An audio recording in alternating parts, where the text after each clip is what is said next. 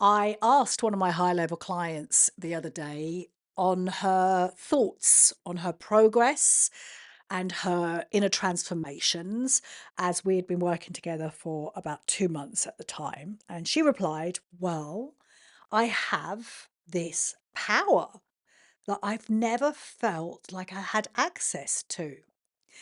And I smiled at her and she was like, yeah, I've never really felt this power. And a side note here, this is what happens when you access and become more aligned to your highest self, your genius, which runs in your DNA. And after I celebrated her on her progress, I said, well, why do you think this is? Why do you think you have this power? Because it's always good to understand why you got to where you were or where you are. And she said, well, I'm way more aware of myself, how I'm talking to myself, how I'm moving through my day to day life. And also, I've committed to daily practices where I am connecting to me, whether I want to or not. Now, that daily practice, if you are wondering, is morning pages from a book called The Artist's Way by Julia Cameron. And I would highly recommend you do that as a non negotiable daily practice. I recommend it to all my clients.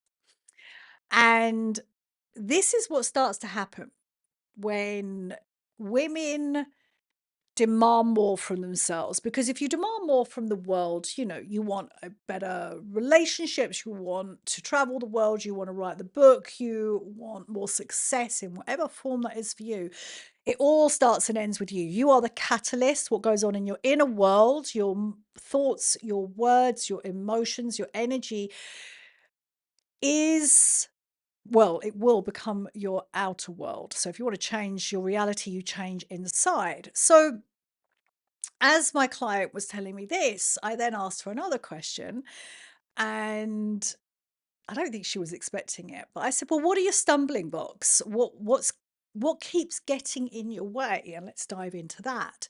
And this is what I want to unpack today with you, because I know it's going to help you as you're strutting, sashaying into your up level, your life of excellence. So she replied, oh, well, I still hear my inner critic. And I said, well, what does your inner critic say? Or what do these voices say? And she said, well, you're not doing enough. Who do you think you are? You don't know what you're doing. And I said, well, what are you doing with these voices? And she said, well, I reply, I'm doing the work. Why isn't it enough? I'm doing the work. Why are you still appearing? Why are you still coming up in my mind? And I smiled and I went, aha, I see what you're doing. Oh, by the way, this is Star Monroe from the Star Monroe Show. Let's get back to business. Um, I said, I see what you're doing. I said, there's a part of your mind, is your ego, that thinks this work is all about the destination. You do X, Y, Z. So let's use what she's doing. I'm being more aware. I'm doing my morning journaling. I have a deeper connection to my higher self. That should be enough. And these voices, these inner critic voices, should not appear. And she was like, "Oh yes, yes, that's it. Yeah." And she like, I'm doing the work. And I went, "Ah, the work is ongoing. The work happens in every single moment of every single day." I did a podcast a while back called Nothing is Inconsequential. It's the small things that you've got to tweak, not the big things. So I said, let's do this another way. And I said, let's handle and manage your inner critic in a different way. And then this will give you the skills to be able to go forth without this keep happening. Because what is happening, and it probably happens to you, because I know if you're listening to me, you're an awake, savvy, smart, intelligent woman who wants more from life. So let's use my client. You're not doing enough. You don't know what you're doing. Who do you think you are? So my client's response for that was a reaction. It's like, oh, I'm doing all the work. And I said, right, let's put a space in between the voices coming up and your reaction, because between stimulus and response is a space. This is a quote by Viktor Frankl. We want to reside there. So if we open that up and insert a space. So, and I'm going to start pulling my experiences into this so I can talk from real life experience on how I handle my inner critic. So the voice will come up, you're not doing enough. Who do you think you are? Ah, the space. Ah, I hear you. Ooh, I hear you. Wow. Okay, I hear you that you're questioning, who do you think we are? Who do you think I am? Yeah, that's understandable. Yes. And you don't know what you're doing. Yeah. Okay. Yep. There's some truth in that. I don't know what I'm doing. And I hear you. I hear you. So instead of reacting or trying to dismiss this, because a lot of you will be dismissing these inner critic voices by drinking, eating, getting busy, sticking your head in in the sand and trying to ignore them. The thing is, they never go away. They're always there, tap, tap, tap, tapping at your mind. So your job and my job and my client's job is to greet them with neutrality. How's that? Try that on for size. So I was going to say compassion, and I feel like compassion comes once you get neutrality. So you greet them, you acknowledge them, because indeed the inner critic voices are a part of you. And when we try to dismiss or deny or ignore a part of us, what they do is they cause a ruckus. They shout louder and they want to call our attention. So they're like, "Well, hey, we're still here. Come on, notice me, notice me." So the voices get louder and louder. So if I go back to the process, oh, you're not enough. Who do you think you are? You don't know what you're doing. Yeah, all right. Wow, I hear you. And the special ingredient, the magic ingredient here is to create the space for you to be able to witness this voice without reacting or try to fix it, solve it, make it better, save it. None of that. All you do is meet this voice where it's at. Oh, I hear you. Wow. Yeah. And then you can playfully negotiate with it. And so this is what I always do because my inner pieces of my psyche, they know I cannot BS them. Right? So I can't go, well, yeah, I've got it all together. I'm a bad boss, bitch, babe, whatever you want to call it. I've got this because they're like, well, no, you don't, because we're inside you and we know what's going on. So I don't let my pride overtake me here. I enter into being vulnerable, being honest with these parts and go, yeah, all right, I don't know quite what I'm doing. Yeah, there's some truth in that. So then I go back to the voices and I go, well, how are you feeling? What's going on with you? And the thing is, this takes time. And yet, if you are a woman who wants more from life, you are going to get out. You're going to have to get out your comfort zone again and again and again. And when you get out of your comfort zone, all your fears are going to arise again and again and again. It does not matter at what level you are at life. So you've got to get used and you've got to learn how to handle them. So I say to my fears, or I've given the game away, damn it. I say to my inner critic, what's going on? How are you feeling? Now, at the beginning, they might get really kind of uppity and go, well, I don't know. There's nothing wrong. It's just that you don't know what you're doing. And you go, okay, well, I hear you.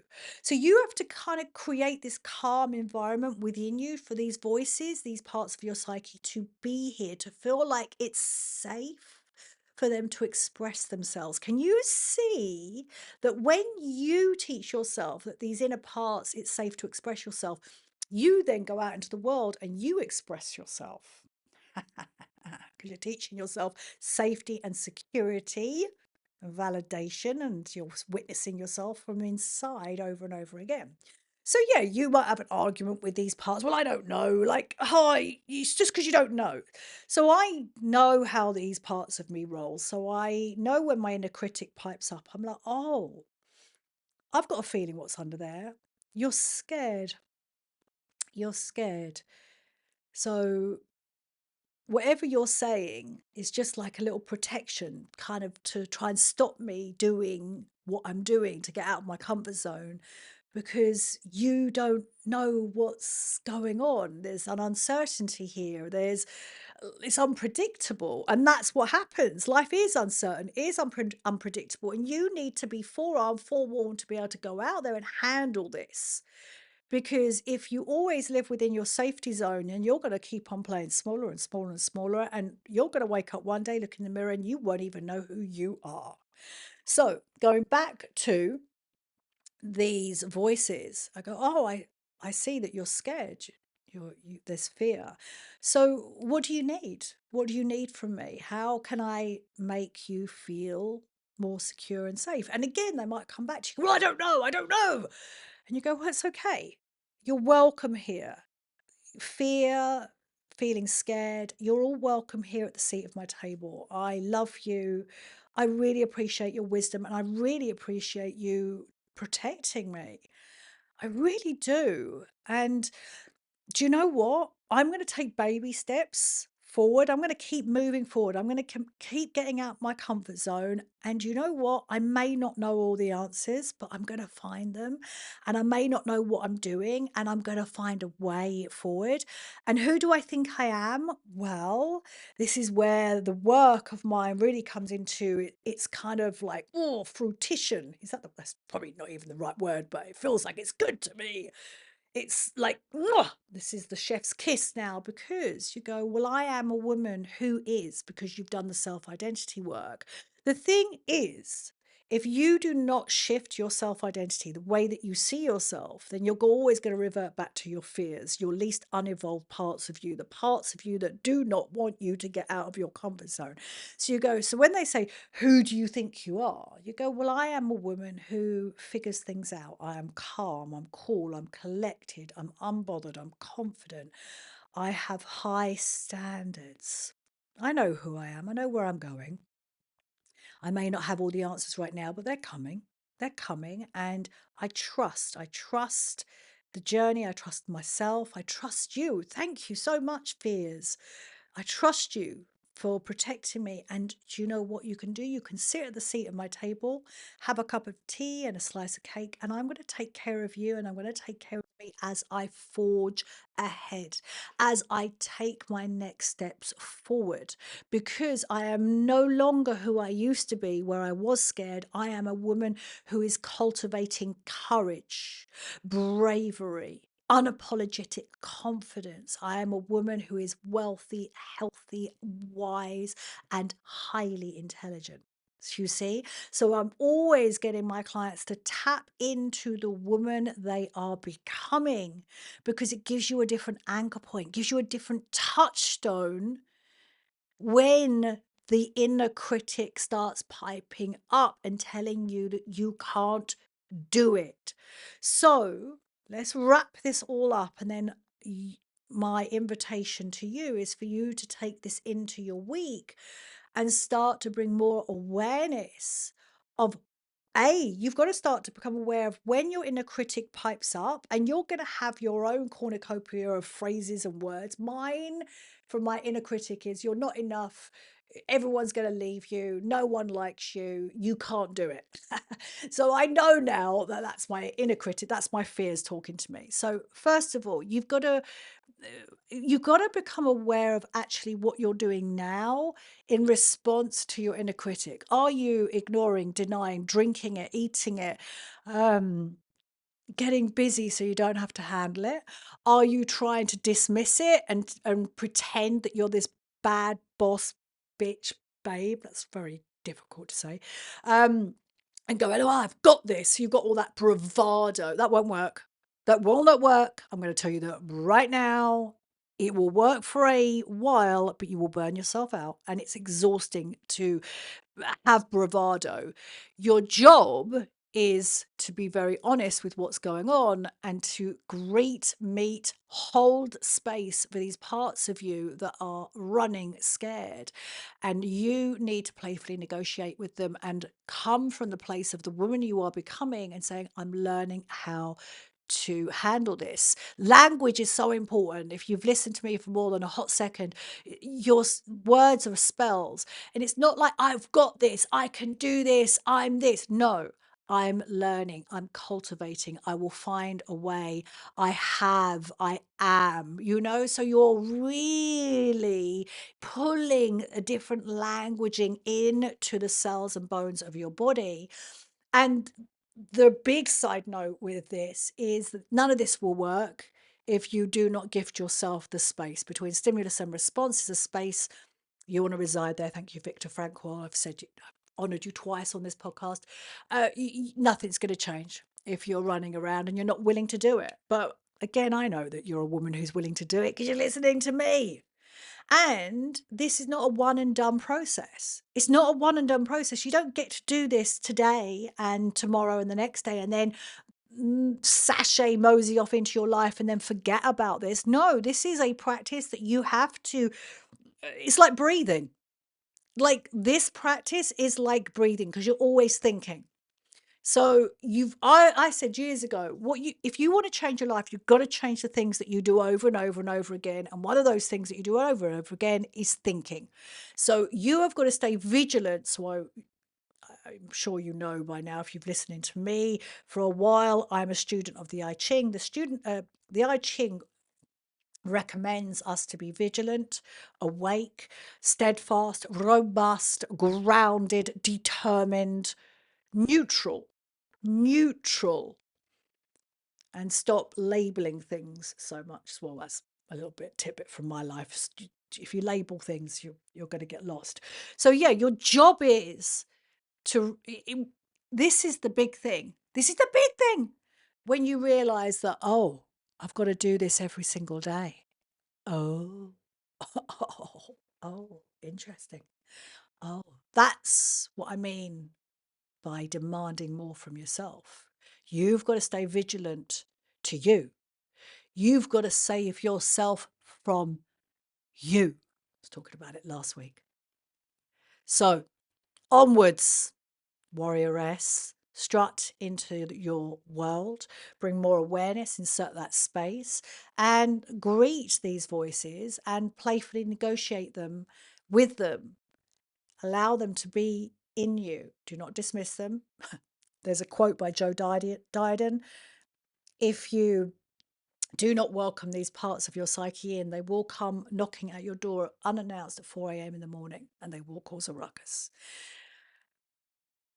Onwards, this is you rewiring yourself. This is you upgrading yourself from the inside out. This is you doing the inner work over and over again. And I will guarantee when you do this and you commit to it and you craft the art of discipline and patience with yourself, your outer world is going to match your inner world. You're going to make your dreams your reality.